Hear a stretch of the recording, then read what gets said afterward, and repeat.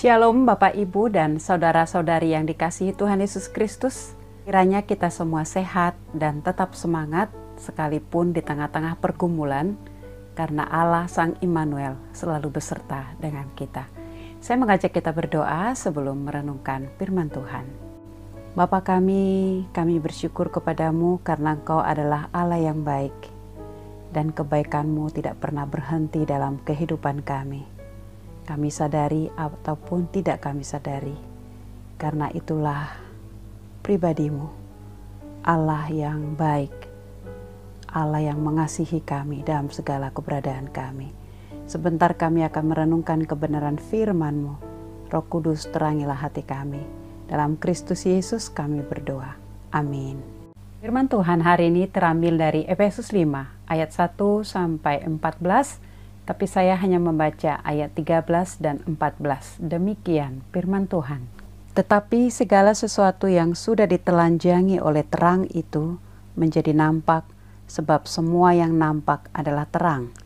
Itulah sebabnya dikatakan, bangunlah hai kamu yang tidur, dan bangkitlah dari antara orang mati, dan Kristus akan bercahaya atas kamu. Saya memberi tema kita hari ini, bangun dari tidur rohani. Tidur adalah bagian penting dari kehidupan manusia. Dengan tidur yang cukup akan memberikan kesehatan, pemulihan secara fisik maupun mental. Bahkan membantu mengurangi resiko terserang penyakit. Karena sistem kekebalan tubuh yang sehat akan kuat menghadapi bakteri maupun virus yang masuk ke dalam tubuh. Jika tidur sangat penting, kalau begitu, mengapa nas ini menyuruh kita untuk bangun, jangan tidur? Tidur yang dimaksud di sini bukan tidur secara fisik, tetapi tidur yang dimaksud di sini adalah tidur secara rohani. Tentu kita mengakui dan menyadari ketika kita tertidur, maka kita tidak tahu apa yang sedang terjadi. Tentu kita tidak sadar ataupun tidak berjaga-jaga. Inilah pesan Tuhan bagi kita, supaya kita bangun dan tidak tidur secara rohani. Tidur secara rohani artinya hidup dalam keinginan daging atau tidak penurut-penurut Allah. Di ayat 1 dikatakan, bahkan ayat lain mengatakan hidup dalam kegelapan. Ayat 3 dikatakan percabulan dan rupa-rupa kecemaran maupun keserakahan. Ayat 4 berkata perkataan kotor, kosong, sembrono, bahkan ayat 6 dikatakan perkataan yang hampa.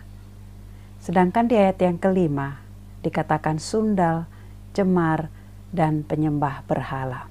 Dan tentu betapa mengerikannya ancaman ketika kita tidur secara rohani, yaitu di ayat yang ke-6 akan mendatangkan murka Allah, dan ayat yang ke-14 akan mengalami kematian rohani.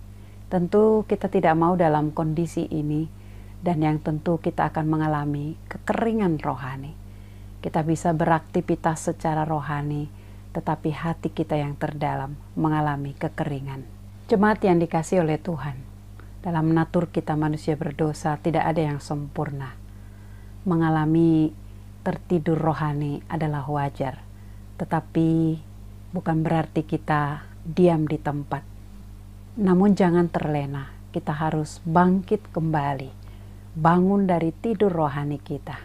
Apa yang bisa kita lakukan untuk bangun dari tidur rohani kita? Yang pertama, di ayat 1 dikatakan bahwa kita harus mengingatkan siapa kita. Kita adalah anak-anak terkasih dari Bapa. Bapa begitu mengasihi kita, maka kita sebagai anak harus menjadi penurut-penurut Allah, melakukan apa yang berkenan kepadanya, membangun relasi dengan Dia lewat saat teduh dan doa kita, maupun berjuang untuk melakukan perintahnya di dalam kehidupan kita sehari-hari.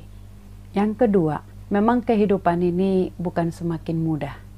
Sebaliknya semakin susah dan semakin banyak pergumulan. Tetapi marilah kita pandang salib Kristus. Jika Allah mengorbankan dirinya untuk menebus kita dari kuasa dosa, maka di dalam perjalanan kehidupan kita, Dia juga Allah yang tetap mengasihi kita, dan akan menolong kita tepat pada waktunya. Yang ketiga, biarlah dengan kita mengingatkan kasih Kristus, maka di dalam perjalanan kehidupan kita pun menunjukkan kasih kita kepada Tuhan. Kita sudah menerima dan mengalami kasih Tuhan. Dan biarlah di dalam kehidupan kita tidak hanya menikmati kasih Tuhan, tapi menjadi saluran kasih Tuhan. Ingatlah bahwa kasih Kristus tidak pernah terbatas dalam hidup kita. Biarlah kita boleh datang kepadanya, mengandalkannya, dan meminta pertolongannya. Maka kasih Tuhan akan bercahaya atas hidup kita. Jika kita bisa menjadi saksi, bisa bersyukur atas hidup ini, bukan karena kekuatan kita, tapi karena anugerah Tuhan. Oleh karena itu, mari datang kepada Tuhan. Maka firman-Nya hari ini, cahaya Tuhan akan bersinar atasmu. Mari kita berdoa. Bapa, kami bersyukur untuk firman Tuhan yang hari ini mengingatkan kami bahwa kami jangan tertidur secara rohani. Ampuni kami Tuhan jika kami terlena dengan kenyamanan kami, atau ampuni kami Tuhan jika kami terbelenggu oleh dosa. Tapi hari ini kami boleh diingatkan di dalam Tuhan ada pengharapan.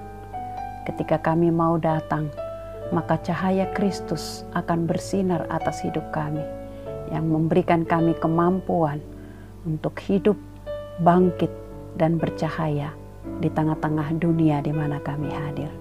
Tolonglah kami sepanjang hari ini untuk boleh hidup menaati kebenaran firman-Mu, hidup sebagai anak Tuhan yang Tuhan pilih menjadi terang. Terpujilah Engkau Tuhan Yesus, di dalam nama-Mu kami berdoa. Amin. Suaramu ku dengar.